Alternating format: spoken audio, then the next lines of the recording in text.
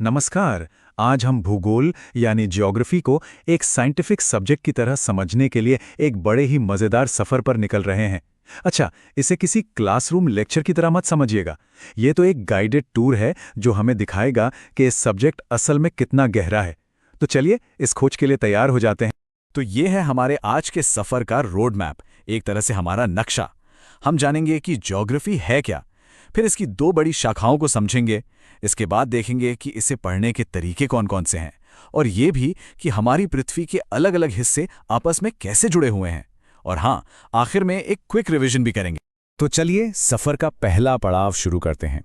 देखिए, जब भी कोई ज्योग्राफी का नाम लेता है तो दिमाग में क्या आता है? नक्शे, देश, उनकी राजधानियाँ, है ना? लेकिन यकीन मानिए, ये सब्जेक्ट सिर्फ मैप और कैपिटल रटने से कहीं ज़्यादा है, बहुत ज़्यादा। आइए इसके असली पहचान को समझते हैं। जानते हैं ये शब्द ज्योग्राफी आया कहाँ से? इसकी जड़ें हैं पुरानी ग्रीक भाषा में। ये दो शब्दों से बना है, जियो जिसका मतलब है पृथ्वी और ग्राफीन जिसका मतलब है लिखना। तो सीधा सा मतलब हुआ पृथ्वी के बारे में लिखना या उसका वर्णन करना। और यहीं से इसके एक साइंस के तौर पर अध्ययन की शुरुआत होती है। अच्छा, तो जैसे हमारी पृथ्वी के दो गोलार्ध हैं ना, नॉर्दर्न और सदर्न हेमिस्फीयर, बिल्कुल वैसे ही ज्योग्राफी के इस विशाल फील्ड को भी समझने के लिए दो मेन हिस्सों में बांटा गया है। चलिए इन दोनों को थोड़ा करीब से देखते हैं। तो ज्योग्राफी का ड्यूल नेचर है। एक तरफ है फिजिकल ज्योग्राफी जो कुदरत और उसके सिस्टम को पढ़ती है, मतलब पहाड़ कैसे बनते हैं, मौसम कैसे काम करता है। और दूसरी तरफ है ह्यूमन ज्योग्राफी जो इंसानों और उनकी बसाई दुनिया को समझती है, हमारे शहर, हमारी इकोनॉमी, हमारी सोसाइटी। पर कभी सोचा है कि दुनिया के ज्यादातर बड़े शहर नदियों के किनारे ही क्यों बसे हैं? बस यहीं पर फिजिकल और ह्यूमन ज्योग्राफी एक साथ आते हैं और हमें दुनिया की पूरी कहानी बताते हैं। तो सवाल ये है कि एक ज्योग्राफर दुनिया को पढ़ता कैसे है? इसके लिए ना वो लोग दो बहुत ही ज़रूरी तरीकों, या कह सकते हैं कि दो अलग-अलग लेंस का इस्तेमाल करते हैं। ये उनके लिए एक टूल किट की तरह है। पहला तरीका है सिस्टमैटिक अप्रोच। इसमें हम एक टॉपिक पकड़ते हैं, मान लीजिए वॉल्केनोज, और फिर पूरी दुनिया में देखते हैं कि ये कहाँ-कहाँ हैं, इनका पैटर्न क्या है, मतलब एक बिग पिक्चर वाला व्यू। दूसरा है रीजनल अप्रोच। इसमें हम एक खास इलाका चुनते हैं, जैसे मेडिटेरेनियन रीजन, और फिर वहां की हर चीज, जलवायु, लोग, इकोनॉमी, कल्चर, सबकी गहराई से पड़ताल करते हैं। ये एक इन डेप्थ व्यू है। और इन्हीं दो मेन अप्रोचेस से ज्योग्राफी की ढेरों ब्रांचेस मतलब शाखाएं निकलती हैं, और यहीं से पता चलता है कि ये सब्जेक्ट कितना बड़ा है, कितना विशाल है। इसमें नेचर से लेकर सोसाइटी तक सब कुछ आ जाता है। हर ब्रांच एक डिटेक्टिव की तरह दुनिया की अलग अलग पहेलियां सुलझाती है। जैसे कभी सोचा है कि कैंगरूज सिर्फ ऑस्ट्रेलिया में ही क्यों मिलते हैं? इसका जवाब बायोज्योग्राफी देती है। क्लाइमेट चेंज जैसी बड़ी चुनौती को समझना है तो क्लाइमेटोलॉजी है। और इकोनॉमिक ज्योग्राफी हमें यह समझने में मदद करती है कि दुनिया में कुछ देश अमीर और कुछ गरीब क्यों हैं।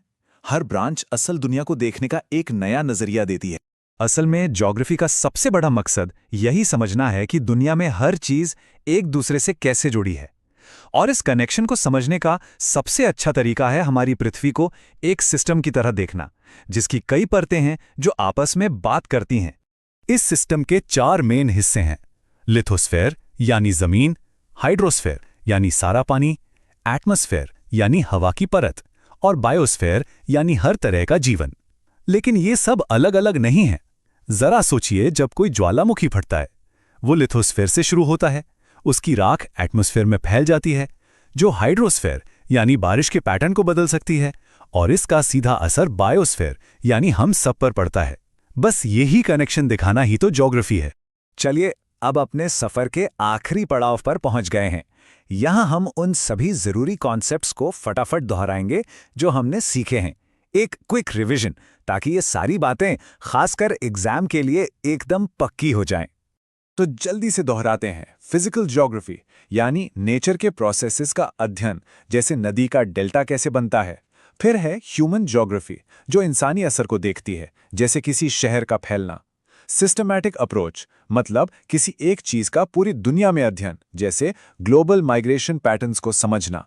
और आखिर में रीजनल अप्रोच यानी किसी एक खास इलाके का गहरा अध्ययन, जैसे ईस्ट एशिया की इकोनॉमी को समझना।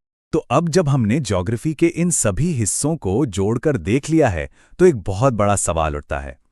हम अपने आसपास की समस्याओं को, अपनी कम्युनिटी की मुश्किलों को सुलझाने के लिए इस भौगोलिक नजरिए का इस्तेमाल कैसे कर सकते हैं?